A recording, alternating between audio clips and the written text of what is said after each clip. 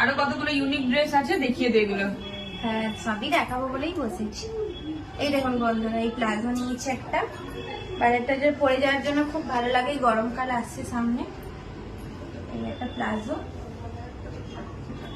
এইটা আমাকে সুমন দিয়েছে সামনেই সরস্বতী পূজা উপলক্ষে, যেহেতু আমরা সরস্বতী পুজোর দিনই গেছিলাম, তো আমাকে এইটা আর এর সাথে এই স্কার্টটা, এটা পুরো সেট। এই সেটগুলো 500 টাকা করে নিচ্ছে। কতটা ভালো লাগবে সেটটা করলে? ভালো ভালো। অনেক। এই পাঞ্জাবিটা সামনেই সুমনের বার্থডে, তাই ওর মা বাবা এই পাঞ্জাবিটা ওকে দিয়েছে। সামনে বিয়ে বাড়িও আছে, ও যদি পড়তে চায় পড়বে। পাঞ্জাবিটা পুরোটা স্টিচের কাজ করা।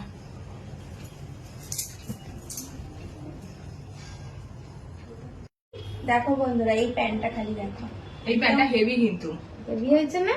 দারুণ। পুরো কালারফুল একদম। কোন কালারটা নেই, সব আছে মনে হয়। তো কে পরবে এটা? প্রিয়া পরবে না পাপান পরবে?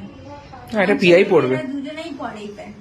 হ্যাঁ, কিন্তু আমার এটা ঠিক আমার মতো, আমার টেস্টের সাথে এটা ম্যাচ করে না। ছেলেরাও এই প্যান্ট পরছে। পরে হয়তো অনেক ছেলেরাই পরে, বাট আমার টেস্টের সাথে এটা ম্যাচ করে না।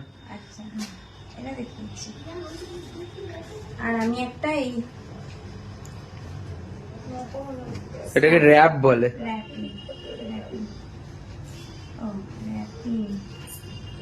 বন্ধ করেছো? একটা র্যাপিং নিয়েছি, কালোর ওপর নিয়েছি, লাল সাদা ছিল, যেহেতু কালোটা সবার সাথে যায়। ভালো ভালো না? হ্যাঁ দারুণ।